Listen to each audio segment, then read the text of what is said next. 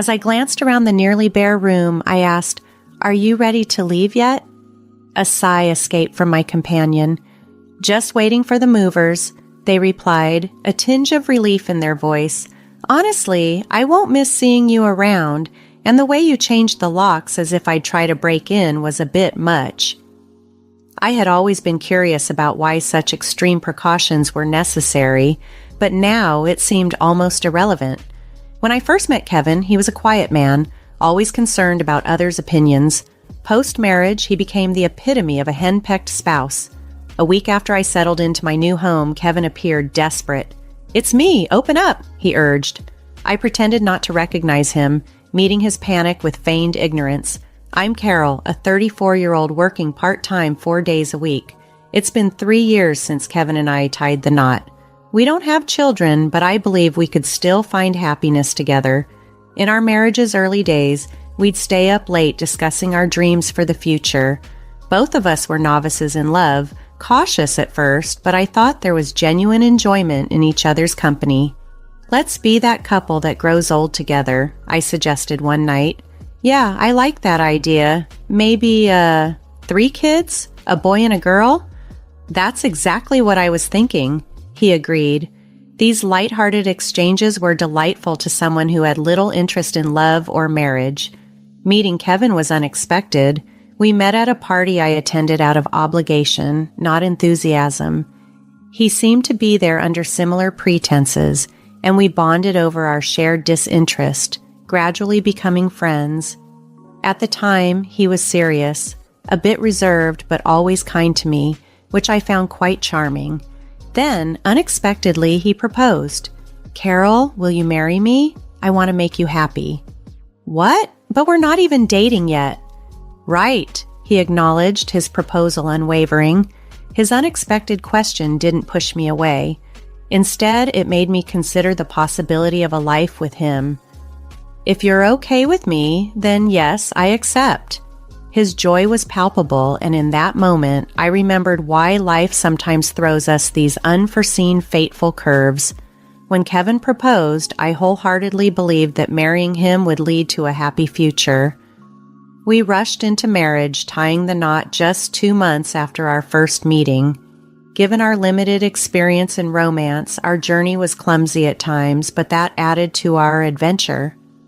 However, about a month after we moved in together, I began to notice a stark difference between my expectations and the reality of our marriage. One day, Kevin approached me with a serious look, more intense than usual. "Carol, there's something I need to discuss," he said solemnly. I was taken aback when he asked me to consider quitting my job to become a homemaker. This request was unexpected. He had never expressed any dissatisfaction with my working before, and it marked the beginning of a confusing shift in his behavior. "Why would you ask that?" I questioned, puzzled by his sudden change. "When you work, it makes me feel unneeded," he confessed. "Did someone suggest that to you?" I asked, trying to understand his sudden insecurity. "No, but at my company, all the other men's wives stay at home. It's just how things are there," he explained. I had been clear from the start of our marriage that I intended to keep working, especially since saving money was crucial for our plans. Kevin's new insistence baffled me. "But we agreed I would continue working after we got married, didn't we?" I reminded him. "I know, but as my wife, I hoped you'd consider my feelings," he responded, his concern more about fitting social norms than our mutual happiness. "Why not just pretend I've quit? There's no need for me actually to leave my job," I suggested, expressing my reluctance to give up my career. However, Kevin seemed increasingly worried about how others perceived him. "If things don't change, I'll be ridiculed by my colleagues and bosses. I'm supposed to be the head of this household, aren't I? Please, just do as I ask," he pressed, unwilling to listen to my reasoning. "I can't make such a decision immediately. Let me think about it," I said, needing time to weigh my options. "All right, but please decide soon," he urged, his tone urgent. I knew I couldn't let this issue drag on, fearing what might follow if I didn't act decisively. Seeking advice, I turned to my boss, Madison. She had worked as an administrative assistant since high school and had faced a similar situation with a controlling ex-husband, eventually leading to her divorce. Now, she was a dedicated single mother and someone I greatly admired. That must have been tough, I mused, considering divorce as I reflected on her strength and resilience. Navigating the early days of our marriage, Kevin and I found ourselves at a complex juncture. It's tricky since we're newlyweds, I pondered, contemplating the implications of quitting my job. I haven't fully thought this through, but leaving my position will make it difficult to find a replacement. I shared my concerns with Madison, my boss, who had become a mentor to me. I don't plan to quit immediately, I explained. I'm looking for a way to keep working, if possible. Perhaps we could maintain my current part-time schedule for the time being. Switching to full-time might draw too much attention. That's a wise approach, Madison agreed, supportive of my decision to negotiate with Kevin. If he still objects, we could propose reducing my hours officially to part-time. That sounds like a sensible plan.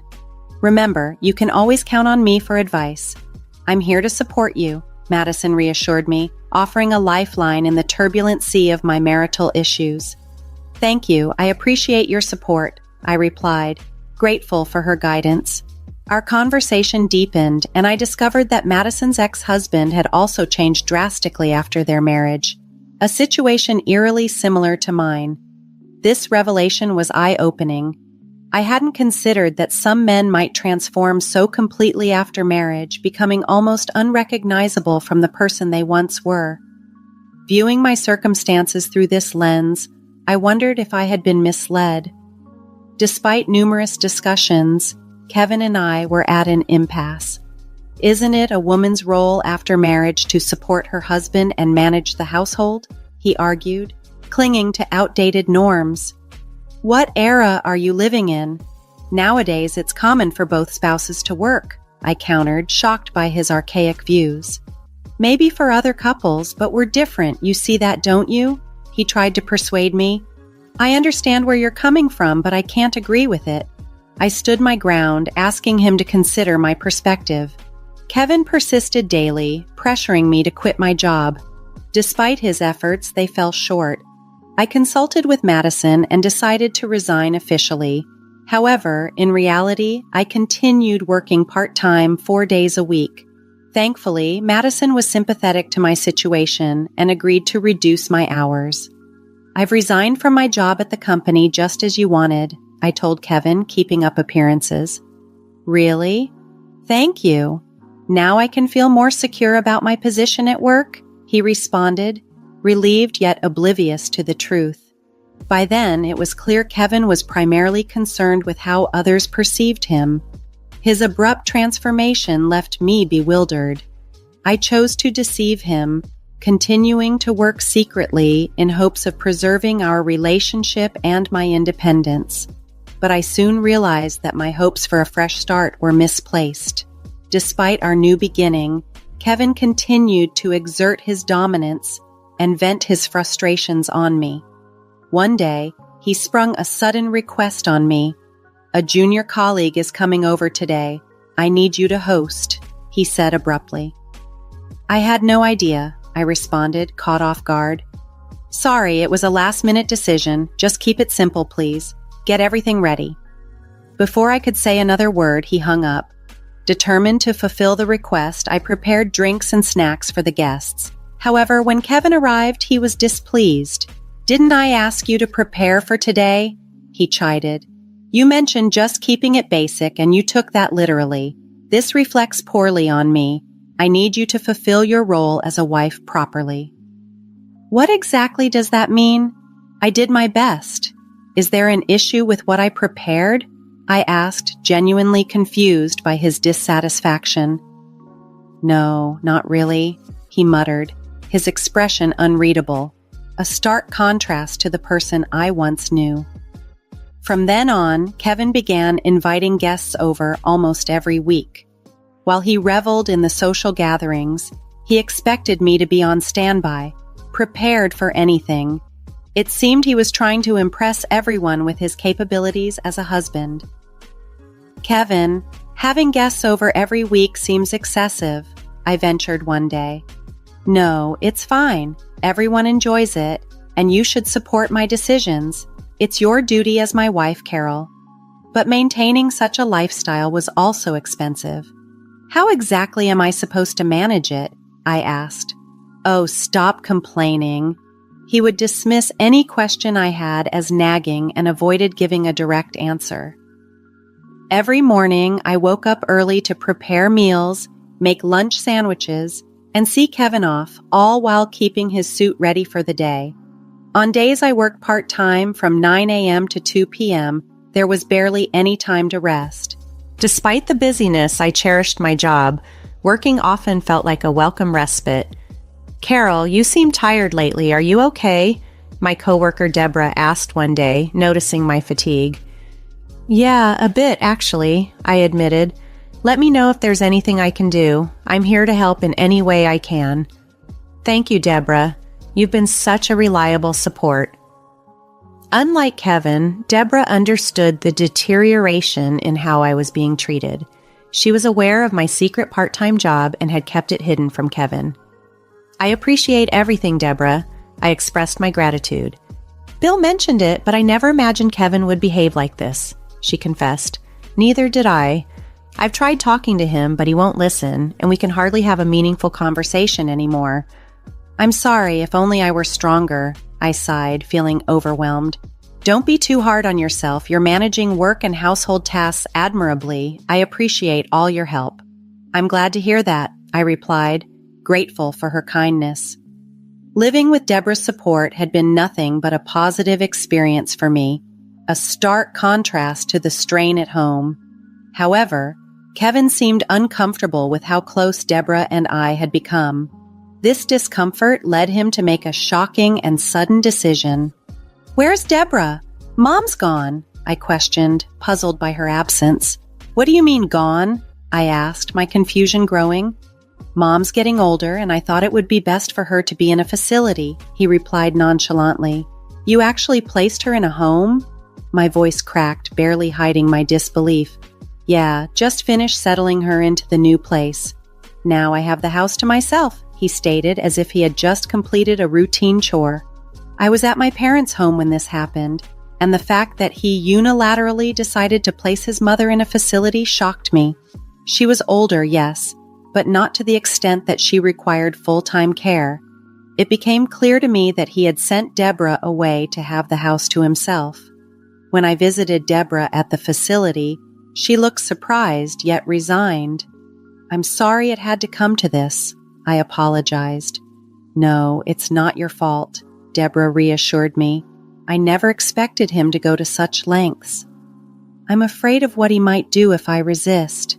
I'll miss you, but I'll manage. If you need anything, you're always welcome here, she added, trying to offer some comfort. Thank you, I replied, feeling the weight of the situation. Afterward, we moved from our previous home into my in-laws' house. Despite managing the household diligently, Kevin never acknowledged my efforts or showed any gratitude. The idea of having children, once a topic of eager discussion, now seemed completely out of reach. Kevin often disregarded me, preferring to spend his time away from home. Additionally, he began imposing arbitrary rules. No matter how late he returned, I was required to stay awake until his arrival. If I happened to wake up later than him in the morning, he would become upset. What time will you be home today? I asked one evening. I'm not sure. Just stay up until I get back, okay? He instructed. One day, after a similar exchange, when Kevin returned home, I noticed something unusual. As I took his suit to hang it up, the air was fragrant, a sweet feminine scent that was unfamiliar to me, as I didn't wear perfume. It was unmistakable evidence of an affair. Whenever he came home late, I would catch whiffs of the same perfume. That day, he unusually suggested I go to bed before him, raising my suspicions even further. Quietly, I went to the living room and overheard their conversation. Oh, she's clueless. When are you going to leave her? A woman's voice asked. I'll kick her out soon enough, Kevin's voice responded clearly. Their voices carried easily, especially the woman's. which was quite loud. From their discussion, it was evident that their relationship had been ongoing for some time. While the incident with the perfume didn't shock me, it left me feeling utterly disgusted. Kevin was still technically my husband, and despite my hopes for a turnaround, his treatment of me remained harsh and unchanging. As we approached the 3-year mark of our marriage, he sprung another surprise. "I have a business trip the day after tomorrow.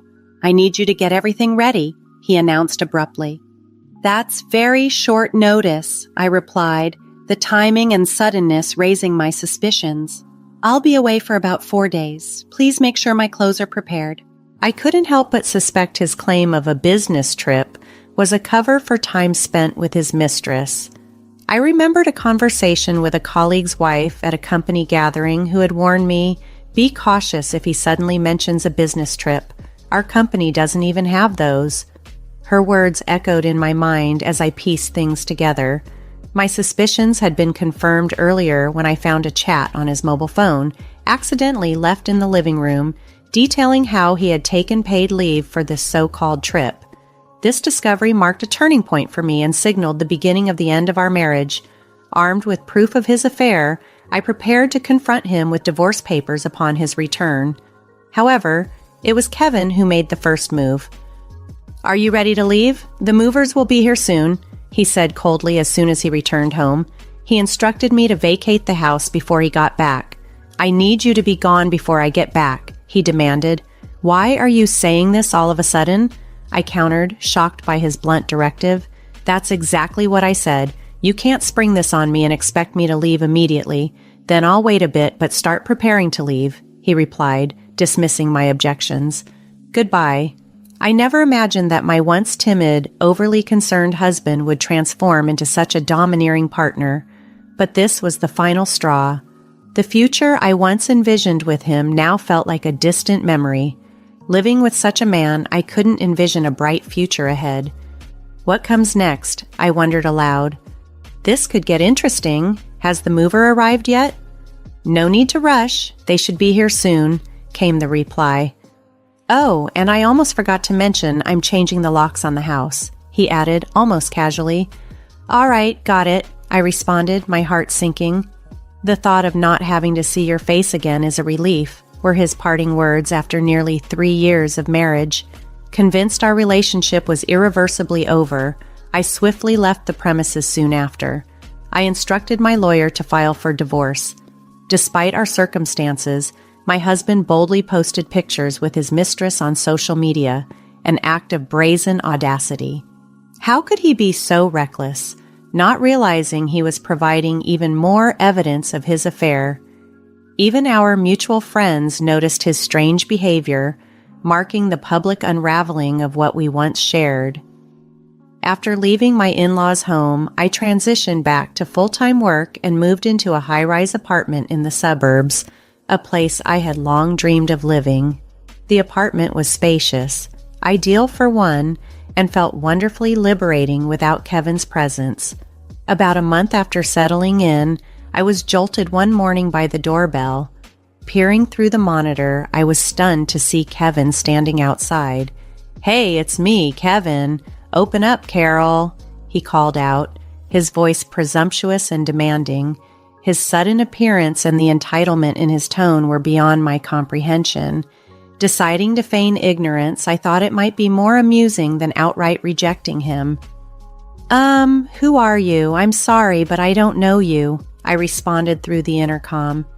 "Don't tell me you've forgotten your husband's face. I'm not married. I think you've mistaken me for someone else," I continued, watching as desperation seemed to wash over him, his face a shadow of the timid man I once knew. "Please, just listen. I've been deceived and I need Carol's help," he pleaded. "I'm sorry, but I'm not obligated to assist you. If you persist, I'll have to call the police. Seriously, after all, I don't know you," I retorted, steadfast in my resolve to treat him as a stranger. Kevin must have thought I would always be there to solve his problems, but I was no longer the person who tolerated such dependency. Yet, he remained stubborn, unwilling to relent. "That's it. You made this mess, so it's up to you to fix it. You don't have to be so tough on me," he whimpered. "Oh, and by the way, you can't stay at your parents' place anymore," he added abruptly. "What do you mean? Do you know whose name the house is under?" I questioned, surprised by his statement. "No, but it used to belong to Deborah. Now it's in my name," I explained, revealing a significant change he was unaware of. Kevin had insisted I leave when I confided in Deborah, which visibly upset and disappointed her. "I can't believe my son has turned out like this. I'm truly sorry, especially after all the help you've given us," Deborah had said during one of our conversations. "Deborah, you're divorcing Kevin, aren't you?" she had asked. "Yes, it's for the best," I confirmed. "In that case, I'll transfer the house to you," she offered, making a decision that took both me and presumably Kevin by surprise.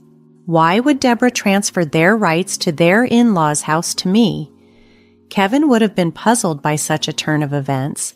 Unbeknownst to him, he had been living with his mistress throughout all this turmoil. "That's the situation. Understand and leave promptly," I concluded, shutting down any further attempts at reconciliation or intrusion into my life. We likely won't cross paths again, but I made it clear to him if he persisted, I would not hesitate to call the police. With that firm warning, he finally relented and left. The divorce proceeded as planned, and I received the settlement we agreed upon. As it turned out, Kevin had been misled and financially exploited by his mistress. Moreover, the divorce settlement amounted to approximately $410,000. His mistress had promptly abandoned him when the money dried up, but I was resolved not to let matters end there. I hired both a lawyer and a detective to ensure that all financial claims against him were thoroughly pursued. Additionally, I was seeking a further divorce settlement claim which looked to secure over $22,000 more. Furthermore, the ownership of the house was officially transferred to me. I had insisted that Kevin vacate the premises, and though he initially resisted, legal proceedings left him with no choice but to comply. As for his current whereabouts, I remained blissfully unaware and, frankly, uninterested. His company eventually caught wind of the photos he had posted with his mistress on social media. Unable to endure the scrutiny and his past facade of an extravagant lifestyle, Kevin chose to resign voluntarily. This outcome seemed inevitable, given his true character. If I had one last thing to say about the entire ordeal, it would be this: I don't dwell on it. I am divorced now, but I view it as a learning opportunity, an opening to move forward positively. My bond with Deborah endures, and I intend to focus on my career independently and relish life as a single individual, embracing all the freedom and opportunities it offers.